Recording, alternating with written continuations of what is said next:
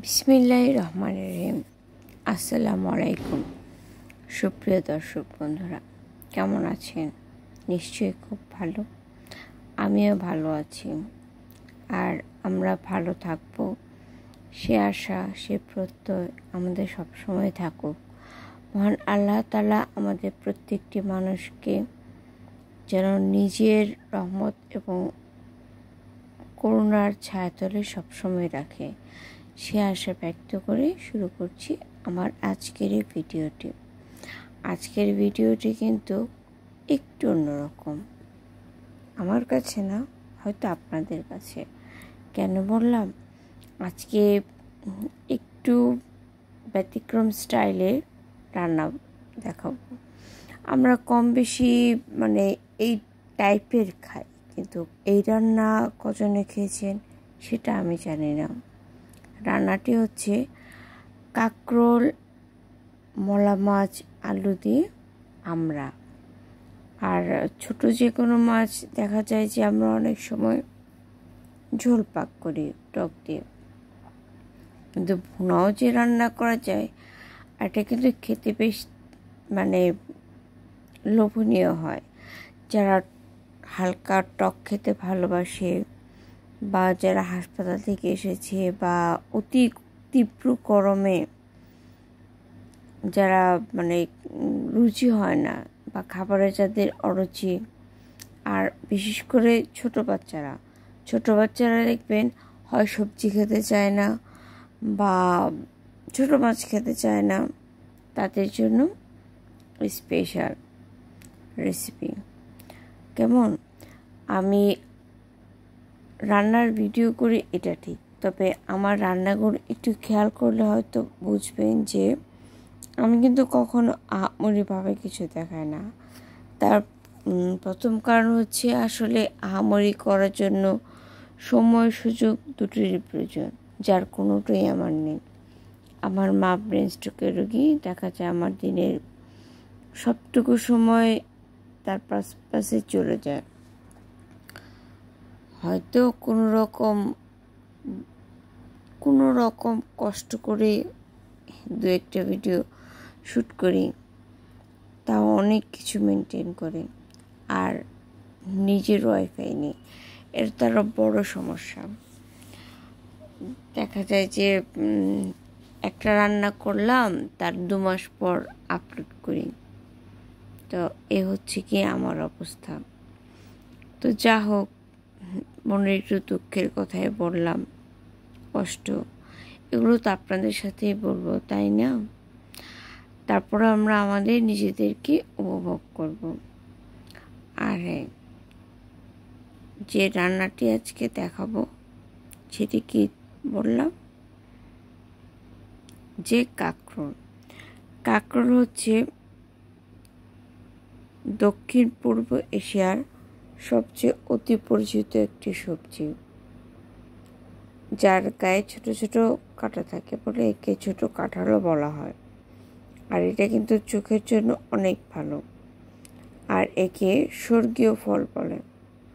আর এটা হার্টের জন্য ভালো। আর সবচেয়ে বড় কথা, এটা তো ওয়াটার কন্টেন্ট একটা সবজি, তাই এটা কিন্তু আপনার কোষ্ঠকাঠিন্য দূর করতে বেশ অগ্রণী ভূমিকা পালন করবে।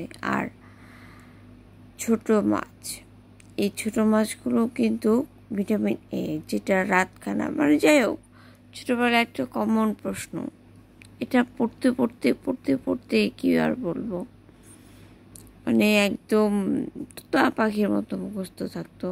ছোট মাছে ভিটামিন এ থাকে, যা রাতখানা রোগ রোধ করে। এই লাইনটি যে কেউ এরকম করে পড়েনি তা মনে হয় কেউ বলতে পারবে না। আর যা হোক, let's start our delicious journey with the Rain Cooking Cottage. এই দেখুন আমার আজকে রান্নায় কী কী লাগছে অবশ্যই কাঁচা লঙ্কা, পেঁয়াজ কুচি, আর আমরা আলু কুচি, কাঁকরোল, সব কিছু সাজিয়ে গুছিয়ে রেখেছি। আর কাঁচামরিচ গাছগুলো কোথা থেকে নিলাম সেটাও তো দেখা দরকার, তাই না?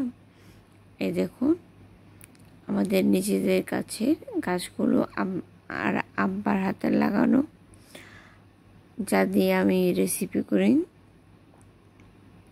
কেমন?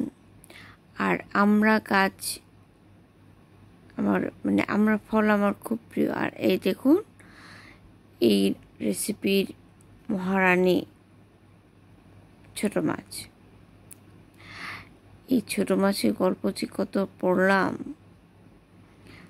আর এখন দেখুন এটা কিন্তু একদম মানে তেলে ফোড়ন দিয়ে রান্না হবে না, সব কিছু একবারে ঢেলে যা মশলা আছে, এই যেখানে একটা বাটা মশলা, যেখানে রয়েছে আদা, রসুন, জিরে, আমরা অনেকদিন আগের মানে সবসময় বেটে রেখে দিই আর কি। এই যে দিয়ে দিলাম রেগুলার মশলা, ধনে গুঁড়ো, মরিচ গুঁড়ো, হলুদ গুঁড়ো আর লবণ, একে একে সব দেখিয়ে দিচ্ছি।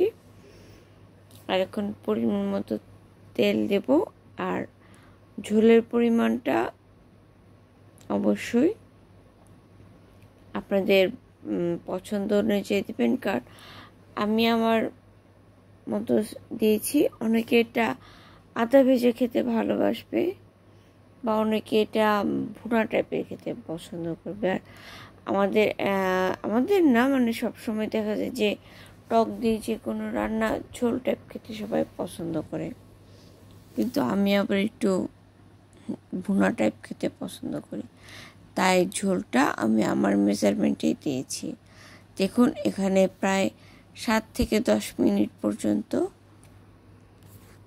দেওয়ার পর এরকম যখন হবে অবশ্যই এটাকে নেড়ে চেড়ে দিতে হবে। তারও 5 মিনিট পর দেখবেন পানিটা একদম শুকিয়ে আসছে। আর আমার কিন্তু খুব বেশি নাড়ানাড়ি করা যাবে না, এই ট্যাপ পর্যন্ত হলেই হবে। দেখুন যদিও আমার ক্যামেরায় খুব ভালো আসছে না। আর একটা খাবার ডিশ সার্ভ করার আগে অবশ্যই খেয়াল রাখবেন এটা দেখতে যেন একটু হলেও অন্যরকম হয়। আমি এখানে কাঁচা পাকা লঙ্কা আর আমরা স্লাইস দিয়েছি আর লেবু পাতা দিয়েছি। কেমন হলো অবশ্যই আমাকে কমেন্ট করে বলবেন। আর হ্যাঁ, প্লিজ প্লিজ এবং প্লিজ সাবস্ক্রাইব করবেন আমার চ্যানেলটি, আর নিয়মিত দেখবেন, দেখে কমেন্ট করবেন আপনারা আর কীরকম রান্না দেখতে চান বা কীরকম ভিডিও দেখতে চান। আমি আসলে মানে দোষ ধরায় বিশ্বাসী না, আমি ভুল ধরতে মানে আমি মনে করি যে মানুষ মাত্রই ভুল, আর আমরা ভুল করব এটা স্বাভাবিক। তবে ভুলের মাত্রা যখন বেড়ে যায় তখনই সেটা মানে যাই হোক একটা চেঞ্জ কিছু হয়। So enjoy yourself, be happy and stay with piece.